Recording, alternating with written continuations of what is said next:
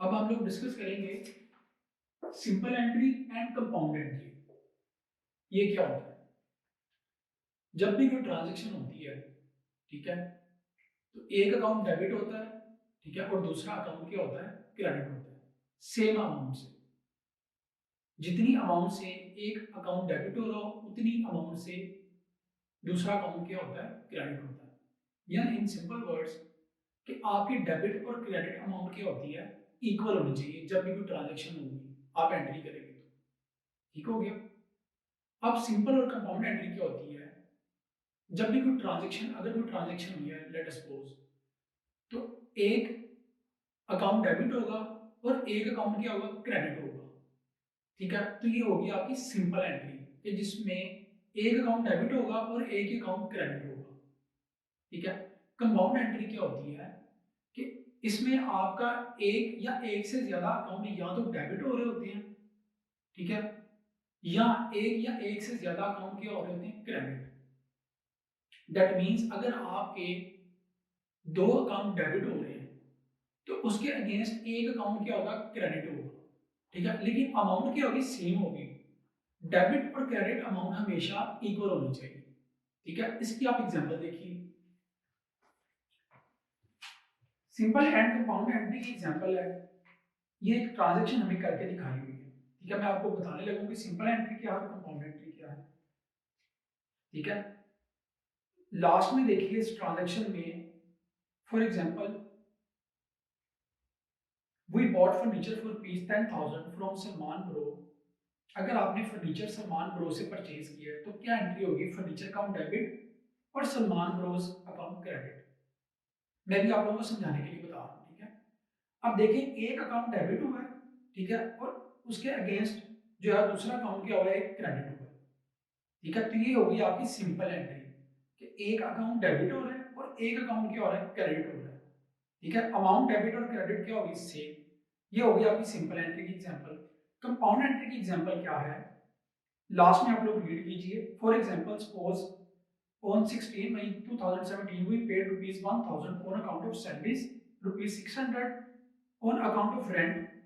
1000 आपने sorry salaries पे की है और 600 आपने रेंट पे किया है। अब इसकी ट्रांजैक्शन क्या हो गया? जनरल में क्या रिकॉर्ड किया आपने? सैलरीज अकाउंट को डेबिट किया, रेंट अकाउंट को भी डेबिट किया, दोनों एक्सपेंस हैं, एक्सपेंस की इंक्रीज डेबिट होती है, और कैश अकाउंट आपने क्रेडिट कर दिया। ठीक है, अब देखिए इसमें एक से ज्यादा अकाउंट क्या हो रहे हैं? डेबिट हो रहे हैं।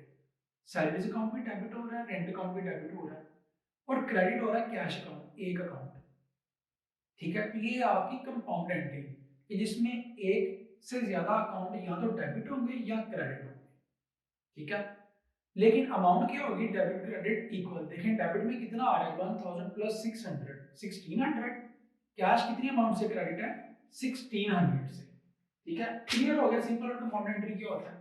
उसके बाद हम डिस्कस करेंगे कैपिटल अकाउंट। अगेन कैपिटल हम लोगों ने डिस्कस किया हुआ है। ठीक है, वो अमाउंट जिससे कि बिजनेस स्टार्ट किया जाता है उसको हम बोलते हैं कैपिटल। ठीक है, अब ये हम दोबारा इसलिए डिस्कस कर रहे हैं, ठीक है, कि ये बहुत इंपॉर्टेंट पॉइंट है, इसको हम दोबारा डिस्कस कर लेते हैं। कैपिटल, जब भी बिजनेस का ओनर बिजनेस स्टार्ट करता है, बिजनेस में इन्वेस्ट करता है, वो अमाउंट वो कैपिटल कहलाती है। ठीक है, ये बिजनेस की इंटरनल लायबिलिटी होती है। ठीक है, जब बिजनेस का ओनर बिजनेस में पैसे या गुड्स इन्वेस्ट करता है तो इसका मतलब ये है कि वो बिजनेस को लोन दे रहा है। ठीक है, बिजनेस जो होता है वो लाइबल होता है, बिजनेस की लायबिलिटी होती है कि उसने बिजनेस के ओनर को पे करना होता है। ठीक है, ये होती लायबिलिटी है, लेकिन ये इंटरनल लायबिलिटी होती है बिजनेस की। ठीक हो गया। उसके बाद है जी हमारा ड्राइंग अकाउंट। ठीक है, ड्राइंग अकाउंट क्या होता है? बिजनेस का ओनर बिजनेस में से अपने पर्सनल यूज के लिए कैश या गुड्स की सूरत में अगर कुछ निकाल ले तो हम उसको किस अकाउंट में रिकॉर्ड करते हैं? ड्राइंग अकाउंट में। ठीक है, ये ओनर का पर्सनल अकाउंट होता है। ठीक हो गया, यानी कि बिजनेस की ओनर के साथ जो डीलिंग होती है ना पर्सनल, ठीक है, वो हम किस अकाउंट के थ्रू करते हैं? ड्राइंग अकाउंट के और कैपिटल अकाउंट। ये दोनों ओनर के पर्सनल अकाउंट है। ठीक है, तो ड्राइंग भी आपको क्लियर हो गया। उसके बाद है कैश डिस्काउंट, ये हम लोगों ने पहले डिस्कस किया हुआ, अगेन डिस्कस कर रहे हैं। 60 टर्म लिखी है मैंने, 2/10 और n/30, और दूसरी टर्म मैंने समझाने के लिए लिखी है आपको एक और है, 1/15 और 10/30। इसका क्या मतलब है? कैश डिस्काउंट का मतलब ये होता है कि अगर आपने किसी को क्रेडिट पे गुड्स सेल की, ठीक है, ठीक है, आपका उसके साथ डिसाइड हुआ है कि आपने उससे 30 डेज के बाद पेमेंट लेनी है, ठीक है, लेकिन आप उसको साथ ये भी कंडीशन लिख देते हो कि अगर आप मुझे 30 डेज से पहले पेमेंट कर देते हैं तो मैं आपको कुछ डिस्काउंट दूंगा, तो वो डिस्काउंट कैश डिस्काउंट कहलाएगा, ठीक है। अब टर्म्स क्या है, ये लिखा हुआ है, ये बहुत इंपॉर्टेंट है। 2/10 का ये मतलब है कि 2% डिस्काउंट मिलेगा अगर आप 10 दिन के अंदर पेमेंट कर देंगे from the date of sale, ठीक है। 10/30 का ये मतलब है कि जो क्रेडिट टर्म है, डिसाइड हुआ है कि कितनी डेज बाद पेमेंट करनी है, वो है 30 डेज, ठीक है। क्लियर हो गया?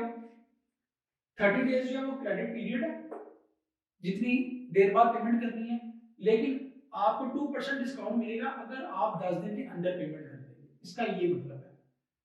अब जो है ना वो परसेंटेज चेंज भी हो सकती है, लेट अस सपोज अब परसेंटेज चेंज भी हो गई है, तो इसका ये मतलब है 1/15 का कि 1% डिस्काउंट मिलेगा अगर आप 15 दिन के अंदर पेमेंट कर देंगे। क्रेडिट टर्म क्या है? 30 डेज, ठीक हो गया, ये है कैश डिस्काउंट। उसके बाद है goods taken by the owner for personal use. अब बिजनेस का ओनर, बिजनेस में से आपको इन्फॉर्मेशन गिवन होगी, बिजनेस में से बिजनेस का ओनर अपने पर्सनल यूज के लिए गुड्स लेके चला गया, ठीक है। अब उसने चैरिटी कर दी है या उसने यूज कर लिया है, ठीक है, वो उसका पर्सनल यूज है, ठीक है। तो वो हम किसको चार्ज करेंगे? ड्राइंग अकाउंट को तो डेबिट करेंगे, लेकिन हम चार्ज किसको करेंगे? परचेजेस को चार्ज करेंगे, क्योंकि जब हम गुड्स परचेज करते हैं तो हम परचेजेस को डेबिट करते हैं, ठीक है। तो जब बिजनेस का ओनर बिजनेस में से गुड्स निकाल लेगा पर्सनल यूज के लिए, तो आप परचेजेस को ही क्रेडिट करेंगे, ठीक हो गया। उसके बाद लास्ट है goods given away as charity, free sample और गुड्स लॉस्ट।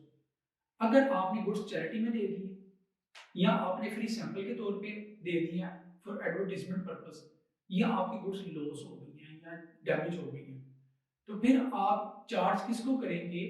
परचेजेस को चार्ज करेंगे, ठीक हो गया, क्योंकि जब हम गुड्स बाय करते हैं तो परचेजेस को डेबिट करते हैं, तो गुड्स जब आपकी चोरी हो जाएगी या आप किसी को सैंपल के तौर पे दे देंगे तो आप किसको चार्ज करेंगे? Purchases account,